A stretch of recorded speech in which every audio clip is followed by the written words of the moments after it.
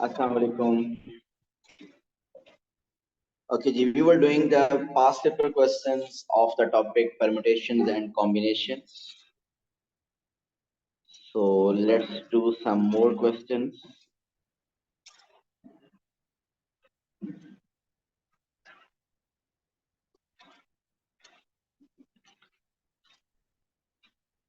I think yesterday we completed till May June 2009 and October 2001 onward मैंने कहा था कि आप अटेम्प्ट कीजिएगा और आई होप कि आप लोगों ने अटेम्प्ट किए होंगे. बताइए प्रॉब्लम्स.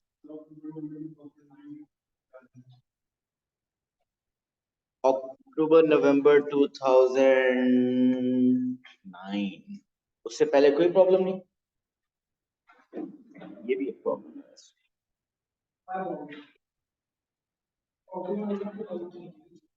2002 हो गया.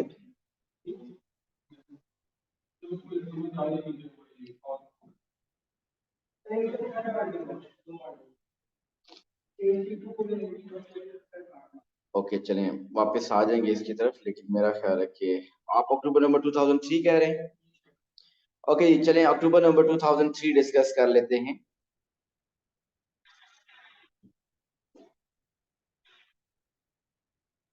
ओके जी, October number 2003 a collection of 18 books contains one Harry Potter,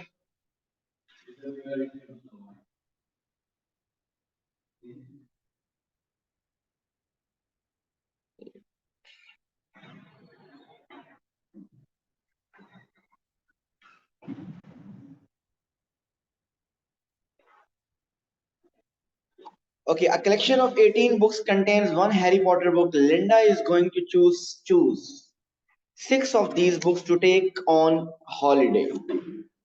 In how many ways can she choose 6 books? So 18 books available हैं, उनमें से 6 choose करनी है. So इसमें कोई मसला नहीं है. It is 18C6. How many of these choices will include the Harry Potter? So अब आप चाहते हैं कि वो वेज फाइंड करें जिसमें हैरी पॉटर इंक्लूड हो. सो आप वन हैरी पॉटर को डिसाइड कर लें कि वो चूज हो चुकी है. अगर आप उसको 1C1 लिखना चाहते हैं तो वो लिख सकते हैं. आपने जस्ट रिमेनिंग 17 बुक्स में से 5 चूज करनी है. सो 17C5 ये वो चॉइसेस ऑफ बुक्स हैं जिसमें हैरी पॉटर इत होंगी. अगर इनटू 1C1 या प्रीवियस 1C1 को लिखना चाहता है तो वो लिख सकते हैं. पी तब इस्तेमाल करेंगे जब वो ये कहता है कि इन्हीं बुक्स को अरेंज भी करना हो. सिर्फ चूज करना हो तो इसका मतलब कॉम्बिनेशन. चूज करके अरेंज भी करना हो उनको तो permutation. Yes. B part. In how many ways can 5 boys and 3 girls stand in a straight line if there are no restrictions? So 8 factorial. Or second, if the boys stand next to each other. So boys, जो 5 boys हैं, boy 1, boy 2, boy 3, boy 4, boy 5. All 5 boys stand next to each other. So ये हो गया. और बाकी girls कितनी हैं? 3. Girl 1 2 3. सो हमने ऐसे क्वेश्चन के लिए हम क्या करते थे कि हम बॉयज जो 5 हैं उनको हम 1 कंसीडर करेंगे, एक बॉक्स में बंद कर दिया. और 3 गर्ल्स, टोटल कितने हो गए? 4 फैक्टोरियल. और इंटरनली वो बॉयज 5 आपस में स्विच हो सकते हैं इनटू 5 फैक्टोरियल. सो आंसर आ जाएगा.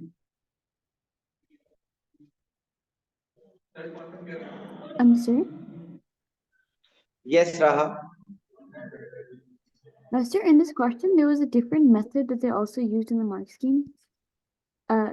Is it possible for you to explain that method? It was a little odd. Or should we just the stick with thing this one? Is, मैं आपको बताता हूँ, बात ये है कि मैं अगर इस मेथड को भी आपको एक्सप्लेन ना करूं तो शायद it's not easy to understand कि क्या है। देखिए, किसी के माइंड में आप क्या चल रहा है, कोई डिफरेंट टेक्निक हो सकती है। सो वो कोई भी डिफरेंट टेक्निक हो सकती है। यहाँ पे जो स्टूडेंट को बैठे हुए हैं, हर किसी के माइंड में कोई डिफरेंट मेथड आएगा इसको करने के लिए। सो आप सिंपली किसी के आंसर को ये देख के, जब तक ये मैं एक्सप्लेन नहीं करूं, आप नहीं बता सकते कि ये क्या शो कर रहा है। ये मैं एक्सप्लेन करूंगा तो देन यू विल नो कि इट्स 4 फैक्टोरियल और 5 फैक्टोरियल। तो इसी तरह मार्किंग स्कीम में भी हो सकता है डिफरेंट मेथड हो, और वो जरूरी नहीं है कि हमें समझ आए, क्योंकि उसके माइंड में क्या स्ट्रेटजी चल रही है उनको कंबाइन करने की। सो वो शायद हमारे लिए आइडेंटिफाई करना इजी ना हो। सो आपको जो मेथड समझ आ रहा है आप उसी तरीके से करते हैं। Okay, sir. Thank you. अक्टूबर नवंबर 2005 कह रहे हैं आप?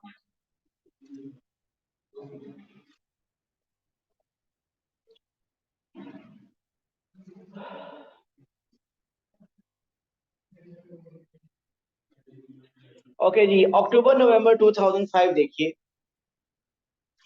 A staff car park at a school has 13 parking spaces in a row.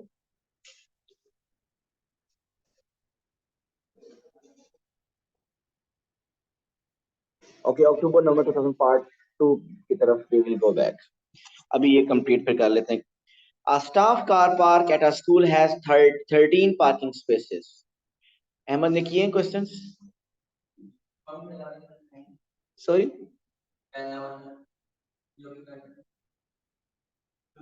मैंने पूछा आपने ये क्वेश्चंस किए? यस या नो? क्यों?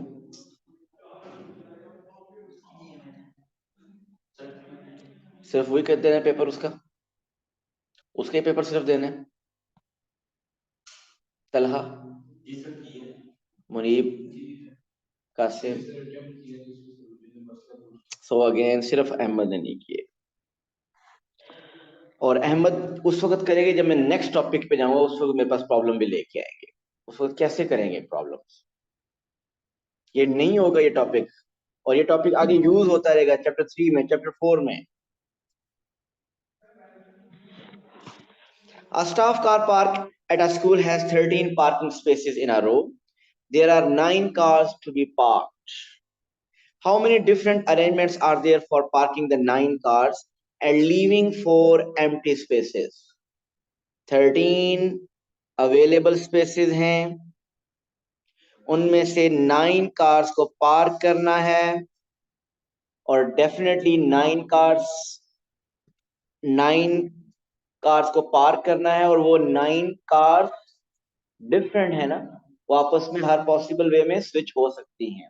सो 13P9 मीन 13 में से 9 स्पेसिस पहले चूज की, और उन 9 स्पेसिस में कार्स आपस में स्विच हो सकती हैं। अगर कोई यूं करता है कि 13 में से पहले 9 स्पेसिस चूज करता है, तो फिर उन 9 को अरेंज करने के लिए उसको मल्टीप्लाई बाय 9 फैक्टोरियल भी करना पड़ेगा। So which is same as 13P9।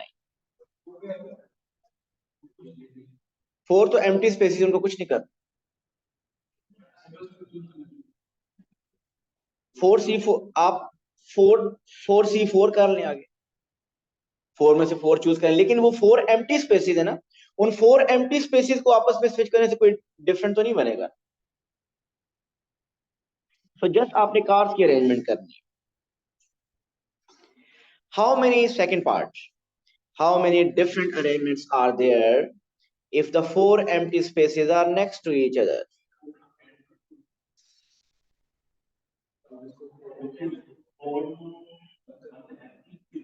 Yes. Yes, 4 empty spaces जो हैं 1 2 3 4, उनको हम चाहते हैं they are next to each other, उनको हम 1 कंसीडर करेंगे, और बाकी कितनी हैं? बाकी वो 9 हैं। 2 3, सो टोटल क्या बन जाएगा? 10 फैक्टोरियल। नहीं, मल्टीप्लाई 4 फैक्टोरियल नहीं, वो एम्प्टी स्पेसेस आपस में स्विच होने से कोई डिफरेंट अरेंजमेंट नहीं बनेगी ना। So simply it's 10 factorial.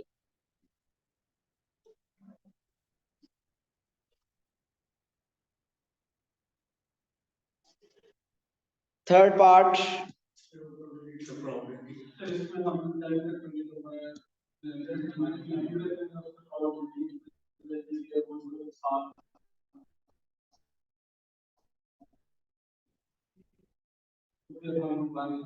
एक क्वेश्चन समझ आ गया, वो अगर कर सकते हैं तो कर लें, हम प्रॉपर्टी वैसे आगे करेंगे, वैसे आगे हम करेंगे।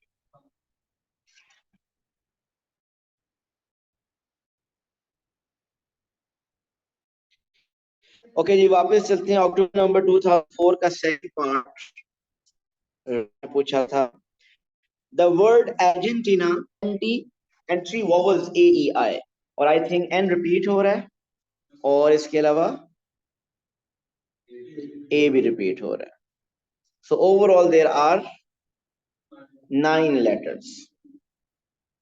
Part 1, find the number of different arrangements using all 9 letters. So it is 9 factorial divided by 2 factorial into 2 factorial. Second part, how many of these arrangements have a consonant at the beginning, then a vowel, then another consonant, and so alternately.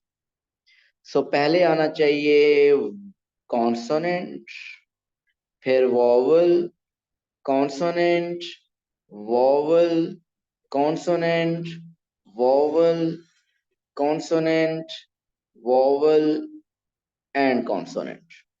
तो इसका मतलब ये arrangement होनी चाहिए। सो अगर ये arrangement है तो आप कि consonant 1, 2, 3, 4, 5, these 5 consonant can swap their positions, so 5 factorial, and in those 5 consonants 2 of the consonants are being repeated, n and n, so उनको आपस में switch करने से you will not get a different new arrangement divided by 2 factorial. So these are the arrangements for consonant. And for vowels you have 1, 2, 3, 4 positions. So these 4 vowels can switch their position, 4 factorial. And out of those 4, there are 2 vowels A which are being repeated, so divide by 2 factorial.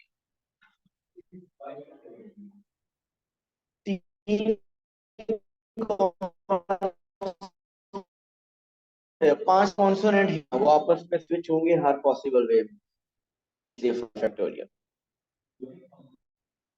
Consonant 5 हैं and 2 times है ना जी, clear. Next बताइए। Yes, sir, thank you. October number 2006,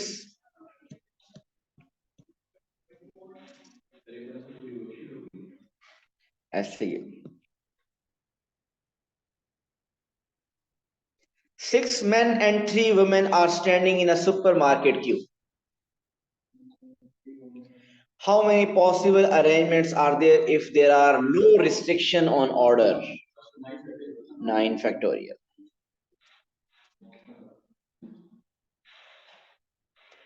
Second part, how many possible arrangements are there if no 2 of the women are standing next to each other? Mean तीनों women क्या हूं, separate हूं। बिल्कुल, ये हमने कल या आई थिंक उससे पहले वाली क्लास में किया था कि इसको कैसे करना है, एक दफा दोबारा कर लेते हैं। 6 men 1, 2, 3, 4, 5, 6, ये 6 men हैं। ये 6 men तो हर पॉसिबल वे में आपस में स्विच हो सकते हैं, सो 6 factorial into what are the positions which are available for women and we want to keep all the women separate. 1 position, 2, 3, 4, 5, 6, 7. So ये 7 पोजीशन जो मैंने मार्क किए, इन 7 पोजीशन पे कहीं पे भी वुमेन आ जाए, they will always be separate. So out of 7 positions we have to adjust 3 women, और वो 3 वुमेन आपस में भी हर तरह स्विच हो सकती हैं। So permutation, so out of 7, 3, so 7p3,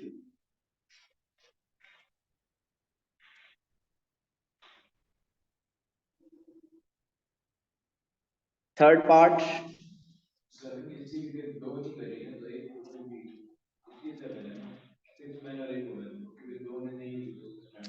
seven available position, वो जो रेड में मैंने शो की हुई है वो 7 पोजीशन अवेलेबल है।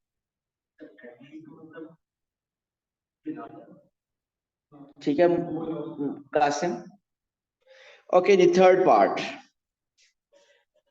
3 of the people in the queue are chosen combination to take part in a customer survey। 3 choose करने, अगर कोई कंडीशन ना होती तो मैं 9C3 लगा देता, ऐसे ही है ना 9C3, लेकिन कुछ कंडीशन है, वो देखते हैं क्या है condition. How many different choices are possible if at least one woman must be included. So इसके लिए अब आपको अलग अलग केसेस बनाने पड़ेंगे। एटलीस्ट वन वुमन का मतलब ये है कि अगर वन वुमन हो तो मैन कितने होंगे, 2। अगर 2 वुमेन हो तो मैन कितने होंगे, 1। अगर 3 वुमेन हो तो मैन कितने होंगे, 0। These are the 3 possibilities. So at least 1 woman। तो अब आप इनको अलग अलग कीजिए। Yes, 6 men में से 2 men, so 6C2, और 3 women में से 1, so 3C1।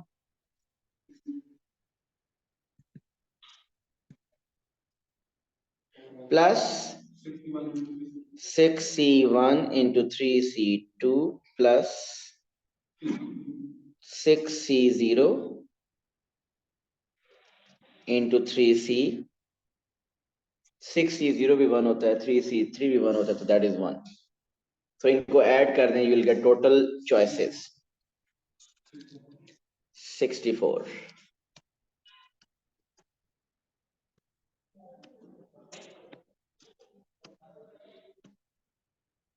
ओके जी, नेक्स्ट बताइए।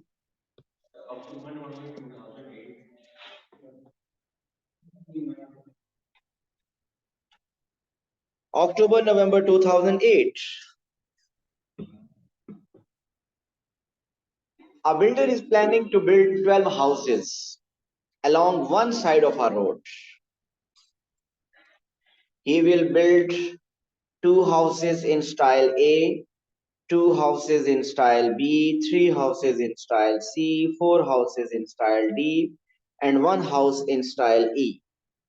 क्या बताना चाह रहा है कि 2 हाउसेस स्टाइल ए में है अगर, तो इसका मतलब उनको आपस में स्विच करने से कोई फर्क नहीं पड़ेगा।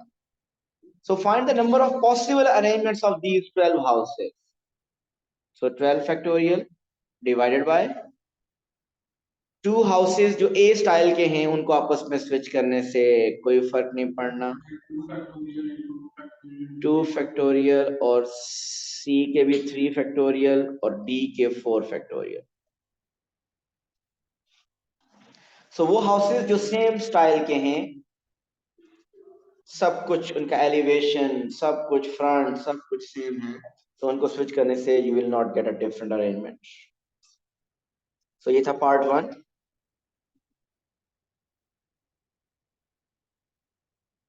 Okay, part 2। The 12 houses will be in the 2 groups of 6। See the diagram। Find the number of possible arrangements if all the houses in style A and D are in the first group, A और D first group में आ जाए, and all the houses of the style B, C, E in the second group।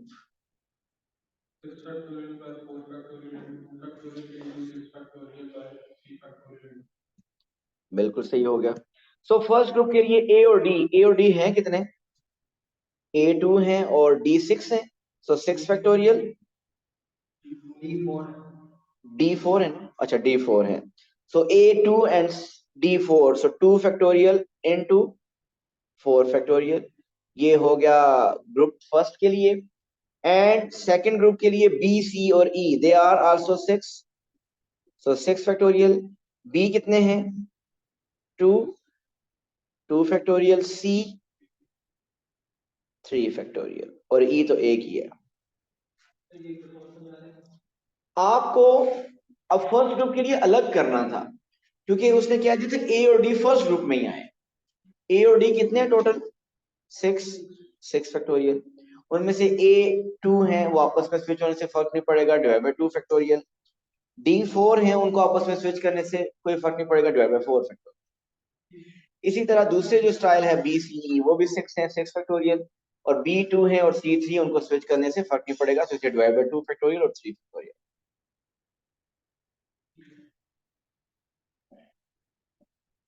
Third part,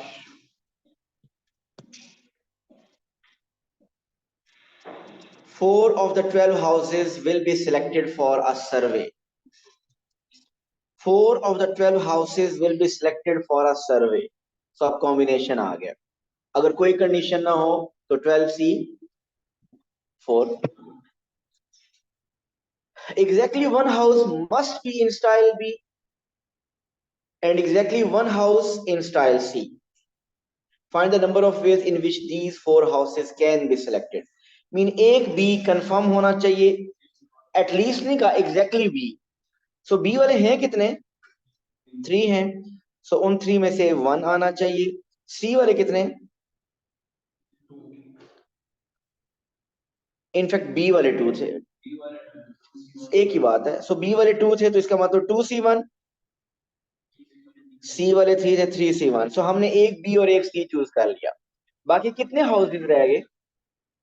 2 और 3, B और C के 5 हो गए, remaining 7 है। सो रिमेनिंग 7 में से वी वांट टू चूज कितने? 2 मोर, क्योंकि टोटल 4 चाहिए थे। एक B और एक C आ गया, तो रिमेनिंग हमने 7 हाउसेस में से we need to choose 2। So 7C2।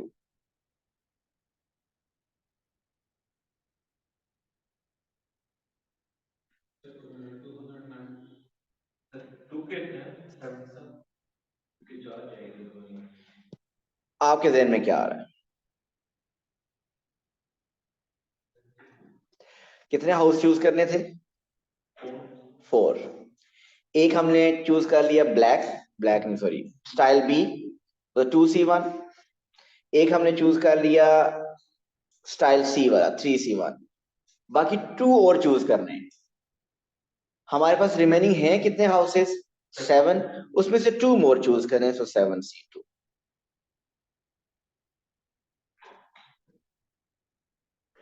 ठीक हो गया?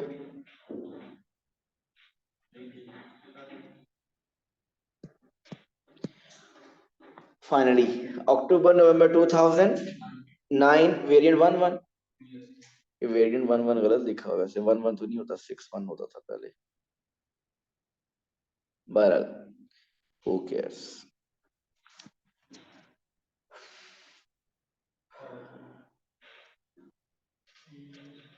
Find how many numbers, part 2 B part 2 कर लेते हैं, अब सारे कर लेते हैं।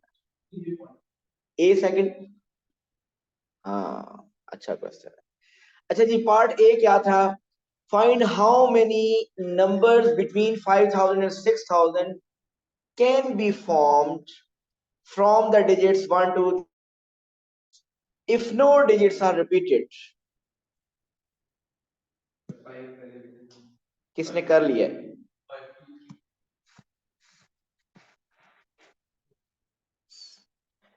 तो पहले तो आप ये देखिए कि अगर आप चाहते हैं कि डिजिट आपका नंबर 5000 और 6000 के दरमियान हो, तो डिजिट कितने यूज होने चाहिए? 4। क्यों मुनीब?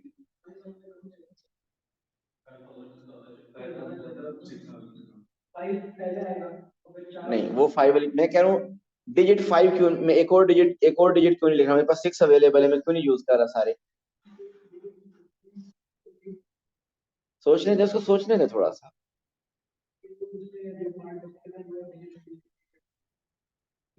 तो मैंने देखो, मैं रिपीट नहीं कर रहा। 1 2 3 4 5 6, कुछ रिपीट हुआ है? इसमें क्या मसला है मुनीब? इस नंबर को रीड करें। सपोज आपके पास इतनी मनी है, पढ़े कितनी है आपके पास? 1 मिनट ठहर जाए, पढ़े कितने आप? कितने अमाउंट है आपके पास?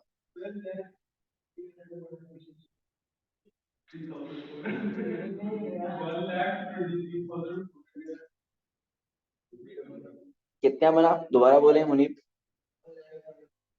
ये लिखा है 1,23,456। क्या ये 4,000 5,000 और 6,000 के दरमियान है? फिर क्या करें? चले ये डिजिट कम कर दिया। कितने डिजिट कम करूं?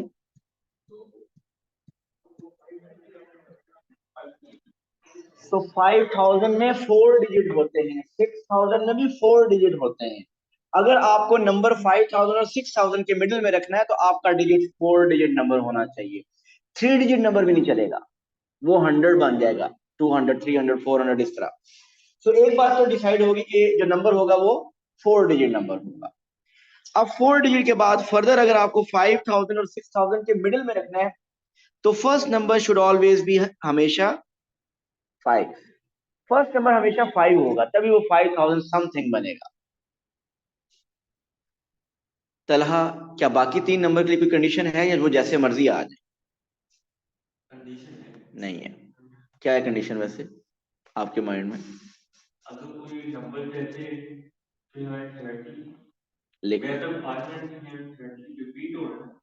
रिपीट नहीं हो सकता ना, वो तो उसने बता दिया है जी। बाकी 3 नंबर 5 यूज हो चुका है, बाकी 3 अवेलेबल स्पेसेस में कोई से भी 3 नंबर आ जाए, 6 4 2 आ जाए, 4 6 2 आ जाए, 1 2 3 आ जाए, कोई भी नंबर है, हमेशा number will be in between 5,000 and 6,000।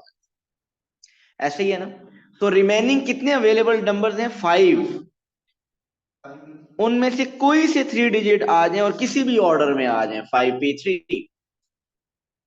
So first digit आपको फिक्स करना पड़ेगा 5 to make the number more than 5,000। जी क्लियर है ये?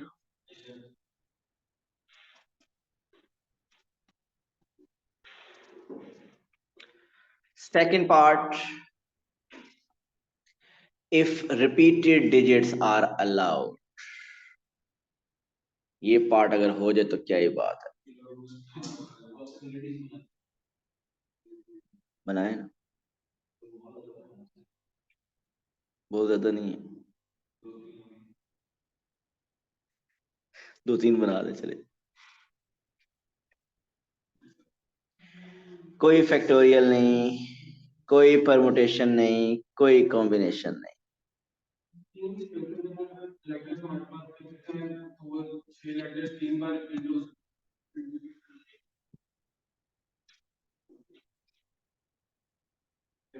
हाँ जी,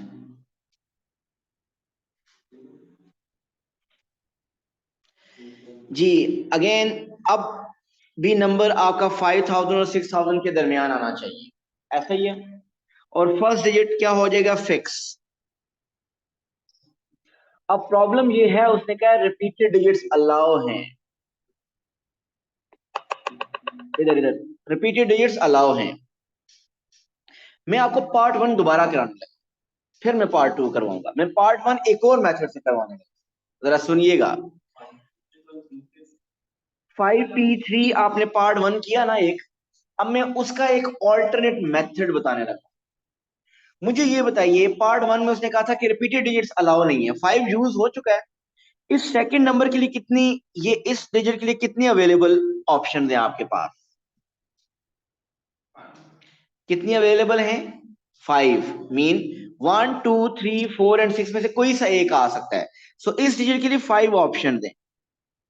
नेक्स्ट के लिए कितनी ऑप्शन दें? 4, क्योंकि रिपीटेड डिजिट अलाउ नहीं है, एक यूज हो चुका है। सो इसके लिए 4 ऑप्शन दें। फिर एक और यूज हो गया, लास्ट डिजिट के लिए कितनी ऑप्शन दें? 3। 5 into 4 into 3 is same as 5p3. 5 into 4 into 3 is same as 5p3. Now I'm doing second part. When it says repeated digits are allowed, so 1 2 3 4, first digit में we don't have any option other than 5.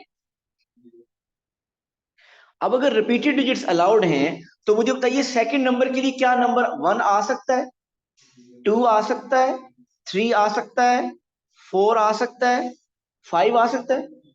5 भी आ सकता है because repeated digits are allowed. 6 भी आ सकता है। तो 6 के 6 नंबर पॉसिबल है। तो इस नंबर के लिए there are 6 possibilities. Next number के लिए कितनी पॉसिबिलिटीज हैं?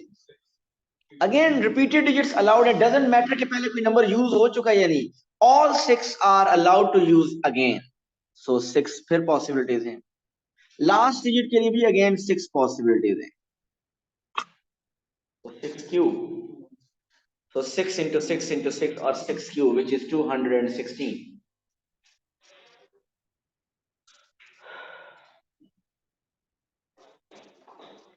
B part. जी नेक्स्ट प्रॉब्लम बताइए जी।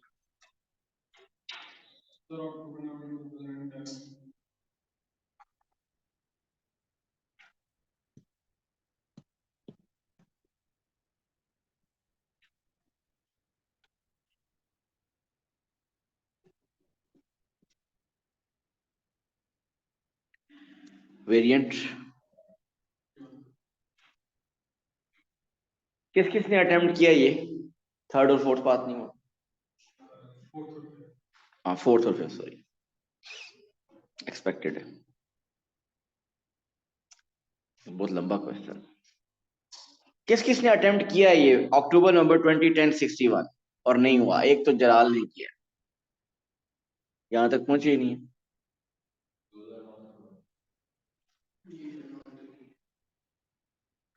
एक क्वेश्चन में पूछूं वो कैसे किया है वो आपने मुझे बताना है। ये कल डिस्कस करेंगे, आखिरी तीनों क्वेश्चन करने पड़ेंगे हमें।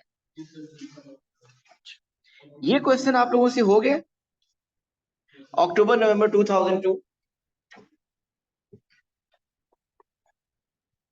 ये क्वेश्चन जरा देख लीजिए, ये करने लगे। In a certain hotel the lock on the door to each room can be opened by inserting a key card. The key card can be inserted only one way around. The card has a pattern of holes punched in it. The card has 4 columns. उम्मीद है आप लोगों ने question क्योंकि पढ़ा होगा तो आपको क्वेश्चन याद होगा। ये 4 कॉलम्स हैं, जिसने क्वेश्चन अटेम्प्ट नहीं किया हुआ वो नहीं समझ सकेगा। इसमें 4 कॉलम्स हैं और हर कॉलम में वो कहते हैं कि कितने होल पंच किए जा सकते हैं। 1 होल, 2 होल, 3 होल और 4 होल ये पंच किए जा सकते हैं। जिस तरह देखिए इसमें फर्स्ट में 3 होल्स पंच हुए हुए हैं, नेक्स्ट में भी 3 हुए हुए हैं, नेक्स्ट में 1 हुआ हुआ है और फिर लास्ट में 2 होल्स हैं। सो 1 होल, 2 होल, 3 होल, 4 होल कुछ भी हो सकते हैं। Show that the number of different ways in which a column could have exactly 2 holes is 28. तो आपने क्या कहा? 8 अवेलेबल पोजीशंस हैं, उनमें से 2 होल्स करने हैं। आपने करना है 8C2। मुनीब बताएं 8P2 क्यों नहीं किया? इंपॉर्टेंट है, ये कह रहे हैं, पूछ रहे हैं। ये तरह आपने किया है क्वेश्चन, नहीं हो सका था। ओके सुने इधर, देखिए इधर, अगर उन 8 में से ये 2 होल चूज हो गए, अगर इन 8 में से ये 2 होल चूज हो गए, तो क्या इन 2 होल्स को आपस में स्विच करने से कोई डिफरेंट की कार्ड बनेगा? नो। So it's 8C2। आपको थैंकफुल होना चाहिए उसका कि उसने आंसर दे दिया है, नहीं तो आप, मैं बता रहा हूं इस क्वेश्चन में आप 8P2 लगाते और 8P2 लगा रहे होते आंसर 56 आ रहा होता। लेकिन इसमें अच्छी बात यह है कि आपको उसने बता दिया एक कॉम्बिनेशन का क्वेश्चन है। कैसे बता दिया है? आप अगर 8P2 लगाएंगे तो आंसर 28 नहीं आएगा, 8C2 लगाएंगे तो आंसर 28 आ जाएगा, जिससे आपको हिंट मिल गया कि 8C2 ये कॉम्बिनेशन का क्वेश्चन है। Second part, find how many different patterns of hole can be punched in a column. एक कॉलम में कितने पैटर्न बन सकते हैं? एक पैटर्न में आपको पता है 1 होल भी हो सकता है 8C1 और 2 होल्स भी हो सकते हैं और 3 होल्स भी हो सकते हैं और 8C4 में 4 होल्स भी हो सकते हैं। उसके मुताबिक कर रहे हैं। नहीं नहीं, अच्छा डायग्राम में जो होल पंच हुए हुए, वो तो एक एग्जांपल में उसने की कार्ड एक दिया है, एक वो तो एक एग्जांपल है। तो किसी एक कॉलम में 1 होल भी हो सकता है, 2 होल भी हो सकते हैं, 3 होल भी हो सकते हैं और 4 होल भी हो सकते हैं। आंसर इज तलहा, ये एक कॉलम में कितनी पॉसिबिलिटीज है? 162। ये हमने आंसर क्या निकाला? एक कॉलम में होल्स की कितनी पॉसिबिलिटीज है? 162। आप बताइए चारों में कितनी पॉसिबिलिटीज होंगी? 162, सेकंड में 162, एंड थर्ड में भी 162 हो सकते हैं, एंड फोर्थ में भी 162 हो सकते हैं।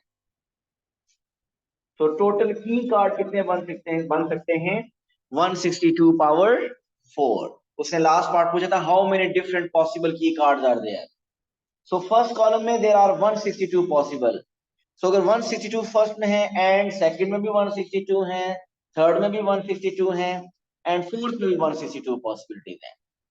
सो 162 पावर 4।